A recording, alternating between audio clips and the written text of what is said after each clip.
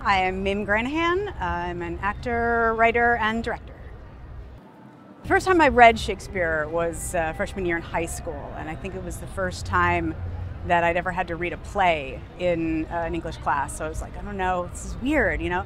So I kind of, I already wanted to be an actor, but I thought I wanted to be like TV film actor, and I was obsessed with soap operas. So I just kind of cast the whole thing with myself, of course, and my favorite soap actors. So I kind of imagined it. We read Midsummer, and we read Henry IV Part 1, which is an odd kind of choice, but I loved it, and I was really interested in it. It made me obsessed with British history.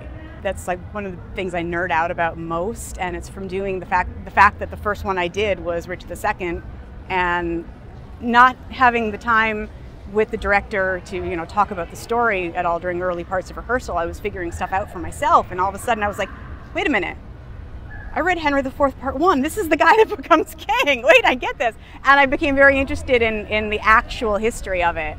And I think it makes you a better actor in anything, in contemporary plays, in other plays, in film, in TV. Again, if you can make this understandable, you can usually do anything else.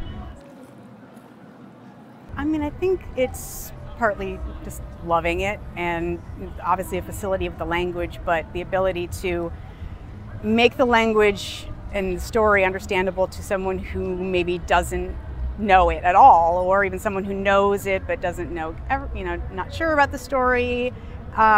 Just be able to say those words and make them clear to people. I mean, some of those words didn't exist when Shakespeare wrote them, and a lot of them aren't being used now in regular conversation, so you need to be able to make people understand what you're talking about.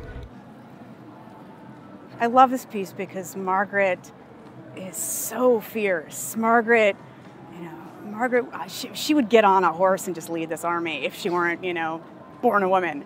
So it's just, I just love the passion in her speech, even though I'm not on her side at all. Enforced thee.